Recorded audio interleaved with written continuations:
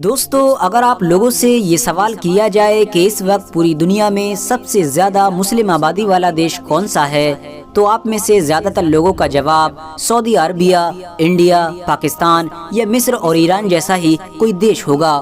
لیکن آپ کو جان کر شاید حیرانی ہوگی کہ اس وقت پوری دنیا میں سب سے زیادہ مسلم آبادی رکھنے والا دیش انڈونیشیا ہے۔ وہی انڈونیشیا کہ جو نہ صرف بہت سارے سمندری ٹاپوؤں سے مل کر ایک دیش بنا ہے، بلکہ دنیا کے نقشے میں بھی دیکھنے میں ہم لوگوں کو بالکل الگ تھلگ نظر آتا ہے۔ آپ کو بتاتے چلیں کہ اس وقت انڈونیشیا کی آبادی لگ بھگ 27 سے 28 کروڑ ہے، اور اس پوری آبادی میں سے صرف اور صرف 87% تو وہ لوگ ہیں کہ جو اسلام دھرم کو فالو کرتے ہیں۔ باقی کے بچے ہوئے 13% میں ہندو، بودھ، عیسائی اور اس جیسے بہت سارے دھرموں کو فالو کرنے والے لوگ رہتے ہیں۔ لیکن دوستو، اب سوال یہ ہے کہ آخر انڈونیشیا نام کا وہ دیش کہ جس میں کسی دور میں صرف ہندو اور بودھ دھرم کو فالو کرنے والے لوگ رہا کرتے تھے، آخر اس میں اتنے زیادہ مسلمان آئے کہاں سے؟ زمینی طور پر ایشیا سے کٹے ہونے کے باوجود بھی انڈونیشیا دنیا کا سب سے بڑا مسلم دیش کیسے بن گیا؟ یعنی اسلام دھرم انڈونیشیا دیش میں کب اور کیسے آیا تھا؟ تو دوستو، آج کی اس ویڈیو میں ہم اسی طرح کی تمام چیزوں کو جاننے کی کوشش کریں گے، اور ساتھ ہی ساتھ آپ لوگوں کو یہ بھی بتائیں گے کہ آخر دنیا کا سب سے بڑا مسلم دیش ہونے کے باوجود بھی آج بھی انڈونیشیا دیش میں بودھ اور ہندو دھرم سے ریلیٹڈ اتنے زیادہ مندر کیوں نظر آتے ہیں۔ اتنا ہی نہیں، آج بھی انڈونیشیا کے 20,000 کے نوٹ پر ان گنیش کی فوٹو بھی موجود ہے کہ جس کو ہندو دھرم میں ایک مہان اور بڑے دیوتا کے طور پر جانا جاتا ہے۔ تو دوستو، سب سے پہلے بات کرتے ہیں انڈونیشیا کے اتہاس کے بارے میں۔ آپ کو بتاتے چلیں کہ مسلمانوں کے آنے سے پہلے انڈونیشیا میں زیادہ تر ہندو اور بودھ دھرم کو فالو کرنے والے لوگ ہی رہا کرتے تھے، اور یہ دونوں طرح کے لوگ اشوک کے دور سے ہی انڈونیشیا میں آنے لگے تھے، اور دھیرے دھیرے پورے انڈونیشیا کا علاقہ بودھ اور ہندو دھرم کو فالو کرنے والے لوگوں سے ہی آباد ہو گیا تھا۔ اس علاقے میں وقت کے ساتھ ساتھ سلطنتیں بھی بدلتی رہی تھیں، اور یہ سلطنتیں کبھی تو ہندوؤں کی ہوا کرتی تھیں تو کبھی بدھ دھرم کو فالو کرنے والے لوگوں کی ہوا کرتی تھیں، اور اسی پورے دور میں ہی ان سارے عالیشان مندروں اور بڑی بڑی مورتیوں کو بنوایا گیا تھا کہ جو آج کے دور میں ہم لوگوں کو انڈونیشیا دیش میں نظر آتی ہیں۔ کیونکہ جس علاقے میں ہندوؤں کا راج ہوا کرتا تھا تو وہ اس علاقے میں اپنے بڑے بڑے مندروں کو بنوایا کرتے تھے، وہیں دوسری طرف جس علاقے میں بودھ دھرم کو فالو کرنے والے راجاؤں کا راج ہوا کرتا تھا، اس علاقے میں وہ لوگ بھی اپنے دھرم سے ریلیٹڈ بڑی بڑی مورتیاں اور عالیشان مندروں کو بنوایا کرتے تھے۔ اس کے بعد دھیرے دھیرے وقت گزرتا گیا، اور پھر ہماری دنیا میں شروعات ہوئی ایک نئے دور کی۔ اسلام دھرم مکہ اور مدینہ جیسے شہروں سے نکل کر پوری دنیا میں پھیلنا شروع ہو چکا تھا۔ خاص طور سے پیغمبر حضرت محمد صلی اللہ تعالی علیہ وسلم کے اس دنیا سے ظاہری طور پر چلے جانے کے بعد جب خلفائے راشدین کا دور شروع ہوا تو ان کے دور میں مانو مسلمانوں نے فتوحات کا ایک نیا سلسلہ شروع کیا۔ اس کے بعد بنو امیہ کے دور میں تو مسلمانوں نے افریقہ کو پار کر کے یورپ کے دوسرے چھور پر یعنی اسپین میں بھی اپنی حکومت قائم کر دی تھی۔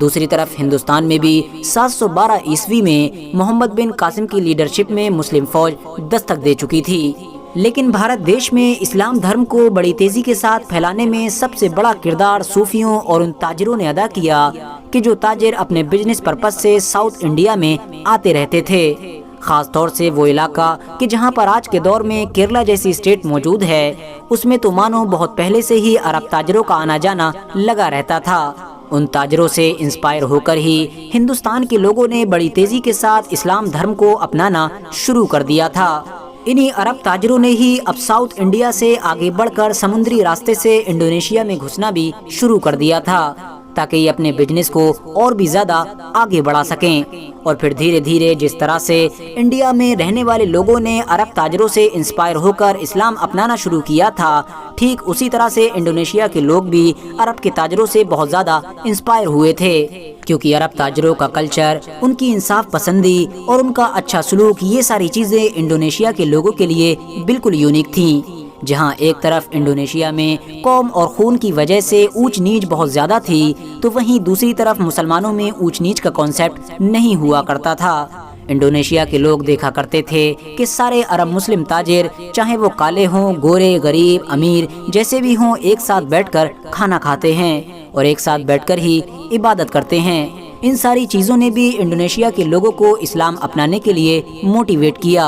और इन्हीं तमाम चीज़ों का नतीजा था कि 13वीं सदी आते आते स्मार्टा के पूरे इलाके में इस्लाम धर्म बड़ी तेज़ी के साथ फैल चुका था। दोस्तों, इंडोनेशिया में इस्लाम धर्म कौन सी सन से फैलना शुरू हुआ था, इस बारे में तो ऐतिहासिक किताबें खामोश हैं, लेकिन एक आंकड़े के मुताबिक ये बात क्लियर हो चुकी है कि इंडोनेशिया में इस्लाम धर्म 11वीं और 12वीं सदी के बीच ही फैलना शुरू हुआ था, क्योंकि इंडोनेशिया की एक सबसे पुरानी कब्र पर जो तख्ती लगी हुई मिली है उस पर सन 1080 पड़ी हुई है, जो इस बात को साबित करती है कि 1080 में भी वहाँ पर मुसलमान हुआ करते थे।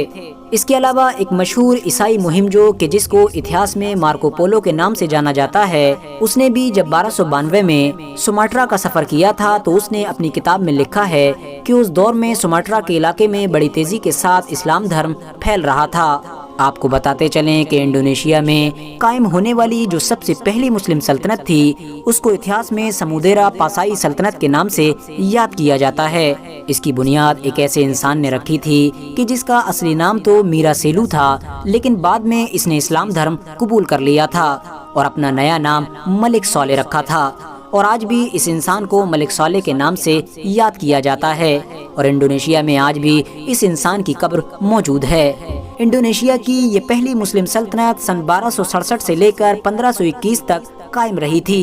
फिर इसके अलावा इंडोनेशिया के अलग अलग इलाकों में दूसरी छोटी बड़ी मुस्लिम सल्तनतें भी कायम होना शुरू हो गई थीं और 16वीं सदी आते आते सारी हिंदू और बुद्ध सल्तनतों का खात्मा हो गया था। इंडोनेशिया में मुसलमानों की कायम होने वाली दूसरी बड़ी और ताकतवर सल्तनत का नाम मलाका सल्तनत था, जिसकी बुनियाद सन 1400 में इस्कंदर शाह ने रखी थी और ये सल्तनत 1511 तक कायम रही थी। आपको बताते चलें कि इंडोनेशिया में इस्लाम धर्म के तेजी से फैलने की एक वजह ये भी थी कि अरब ताजिरों ने वहाँ की लोकल औरतों से शादी करना शुरू कर दी थी और जो ताजिर हद से ज़्यादा अमीर हुआ करते थे उन्होंने इंडोनेशिया के शाही खानदानों में भी निकाह करने शुरू कर दिए थे, जिसकी वजह से अब इंडोनेशिया के पूरे इलाके में इस्लाम की जड़ें और भी ज़्यादा मजबूत होना शुरू हो गई थीं और 15वीं सदी आते आते सारे समुद्री टापू के जिनको मिलाकर आज के दौर में हम इंडोनेशिया देश को देखते हैं, ये पूरा का पूरा इस्लाम के रंग में रंग चुका था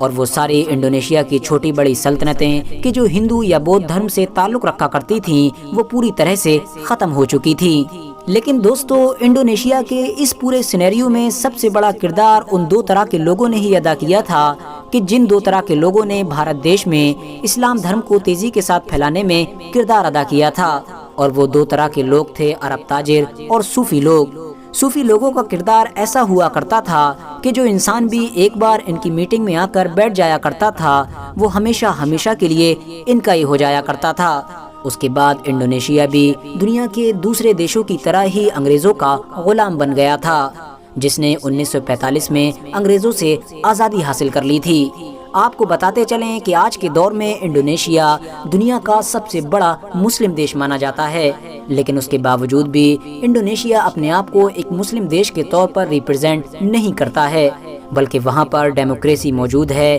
और वो लोग अपने देश को अपने लिखे हुए संविधान के हिसाब से चलाते हैं। आपको बताते चलें कि इंडोनेशिया दुनिया के उन चंद देशों में से एक है कि जो अपने कल्चर और अपनी हिस्टोरिकल चीज़ों की सबसे ज़्यादा कदर करते हैं, और आज भी इंडोनेशिया के सभी लोग न सिर्फ अपने कल्चर को हद से ज़्यादा प्रमोट करते हैं बल्कि इसको बचाए रखना अपना सबसे बड़ा फ़र्ज समझते हैं। यही वजह है कि दुनिया का सबसे बड़ा मुस्लिम देश होने के बावजूद भी आज भी आप इंडोनेशिया में जगह जगह पर ऐसे बौद्ध और हिंदू मंदिर देख सकते हैं कि जो दुनिया के किसी दूसरे कोने में नज़र नहीं आते हैं, बल्कि बौद्ध धर्म में सबसे बड़ा माने जाने वाला मंदिर यानी बोरोबुदुर भी इंडोनेशिया में ही मौजूद है। अपने कल्चर को हद से ज़्यादा प्रमोट करने का ही नतीजा है कि आप लोग इंडोनेशिया जैसे एक सबसे बड़े मुस्लिम देश के 20,000 के नोट पर उन गणेश की फ़ोटो को आसानी के साथ देख सकते हैं कि जिन गणेश को हिंदू धर्म में एक महान और बड़े भगवान के तौर पर माना जाता है,